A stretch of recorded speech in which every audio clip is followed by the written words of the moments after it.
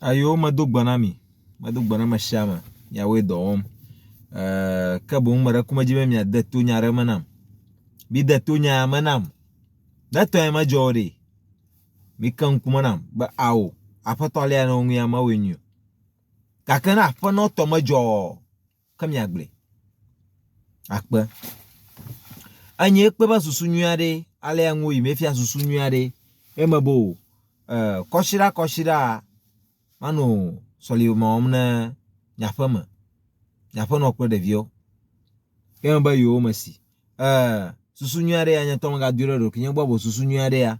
amile tagbonu susu nyuade ya amile tagbonu ami kala tagbonam ta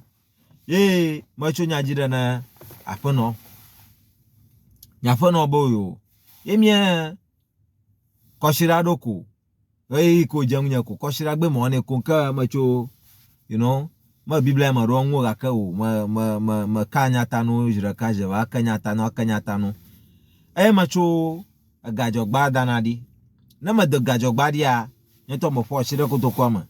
achwe ajore vinyon alo ma chwe no be hom the last you ha na joga ma jure jifang achwe nyon toto nya ajo da gba ma nya fo no joga ojo to no ojo ko ba vo mo fo fon adakotokuma ko sa ko nya fo no nya biam ka gamare leke mi gama ogefi ama okuro maka alumanya ba solimeva alumanya ba solimoneva na igoto ha joga kwena jo afa mejira ka kona nya na to alumanya ba solimeva no ga joga na paso ga no ba biama ta na to ma jo na mi agli aka tonye jo